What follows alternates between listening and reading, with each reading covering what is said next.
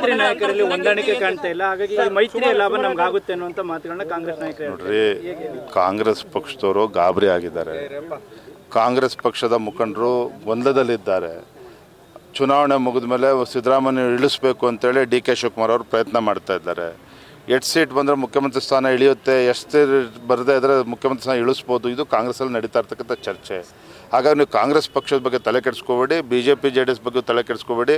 BJP ಮತ್ತು JDS ಮೊನ್ನೆ ಮಾಜಿ ಪ್ರಧಾನಮಂತ್ರಿಗಳು ದೇವೇಗೌಡರು ನೋಡಿದ್ರಿ, ಸುದೀರ್ಘವಾಗಿ ಬೆಂಗಳೂರಿನಲ್ಲಿ BJP JDS ಪಕ್ಷನ ಕುರಿತು ಅವರು ಆಶೀರ್ವಾದನೂ ಕೂಡ ಮಾಡಿದ್ದಾರೆ. ನಾವೆಲ್ಲರೂ ಕೂಡ ನೋಡಿ, ನಮ್ಮ GT ದೇವೇಗೌಡರು ನಮ್ಮ ಜೊತೆಲೇ ಇದ್ದಾರೆ, ಹರೀಶ್ ಅವರು ನಮ್ಮ ಶಾಸಕರು ಅವರು ಕೂಡ ಇದ್ದಾರೆ, ಅಶ್ವಿನ್ ಅವರು ಬಂದಿದ್ದಾರೆ, ನಮ್ಮ ಮಂಜುನಾಥ್ ಇದ್ದಾರೆ. ನಾವೆಲ್ಲರೂ ಕೂಡ ಕೇವಲ ಇಲ್ಲೇ ಅಲ್ಲ, ಇಡೀ ರಾಜ್ಯದಲ್ಲೇ ಎಲ್ಲೂ ಕೂಡ ಏನೇ ವ್ಯತ್ಯಾಸ ಇಲ್ಲದೆ ನಾವು ಒಗ್ಗಟ್ಟಾಗಿ ಹೋಗ್ತಾ ಇದ್ದೇವೆ.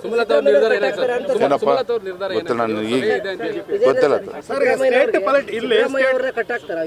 ಏನಪ್ಪ, ಸಿದ್ದರಾಮಯ್ಯನವ್ರನ್ನ ಕಟ್ಟಾಕ್ತಕ್ಕಂಥ ದೊಡ್ಡ ವ್ಯಕ್ತಿ ನಾನಲ್ಲ, ಆದರೆ ಇವತ್ತು ಕಾಂಗ್ರೆಸ್ ಪಕ್ಷವನ್ನ ಕಟ್ಟಾಕ್ತಕ್ಕಂಥ ಶಕ್ತಿ ರಾಜ್ಯದ ಪ್ರಜ್ಞಾವಂತ ಮತದಾರರಿಗಿದೆ.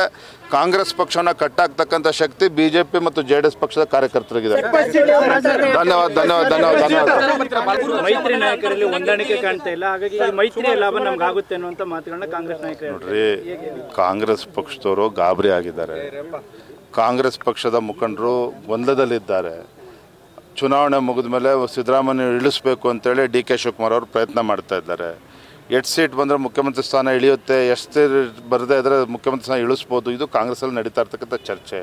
ಹಾಗಾಗಿ ನೀವು ಕಾಂಗ್ರೆಸ್ ಪಕ್ಷದ ಬಗ್ಗೆ ತಲೆ ಕೆಡಿಸ್ಕೋಬೇಡಿ, BJP JDS ಬಗ್ಗೆ ತಲೆ ಕೆಡಿಸ್ಕೋಬೇಡಿ.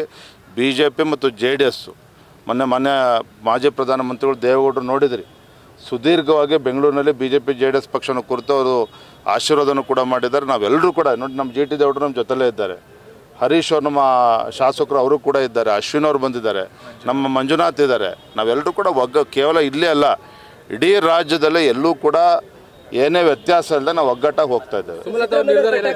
ಏನಪ್ಪ ಗೊತ್ತಿಲ್ಲ, ನನಗೆ ಈಗ ಗೊತ್ತಿಲ್ಲ. ಏನಪ್ಪ, ಸಿದ್ದರಾಮಯ್ಯನವ್ರನ್ನ ಕಟ್ಟಾಕ್ತಕ್ಕಂಥ ದೊಡ್ಡ ವ್ಯಕ್ತಿ ನಾನಲ್ಲ, ಆದರೆ ಇವತ್ತು ಕಾಂಗ್ರೆಸ್ ಪಕ್ಷವನ್ನ ಕಟ್ಟಾಕ್ತಕ್ಕಂಥ ಶಕ್ತಿ ರಾಜ್ಯದ ಪ್ರಜ್ಞಾವಂತ ಮತದಾರರಿಗಿದೆ. ಕಾಂಗ್ರೆಸ್ ಪಕ್ಷವನ್ನ ಕಟ್ಟಾಕ್ತಕ್ಕಂಥ ಶಕ್ತಿ BJP ಮತ್ತು JDS ಪಕ್ಷದ ಕಾರ್ಯಕರ್ತರಿಗಿದೆ.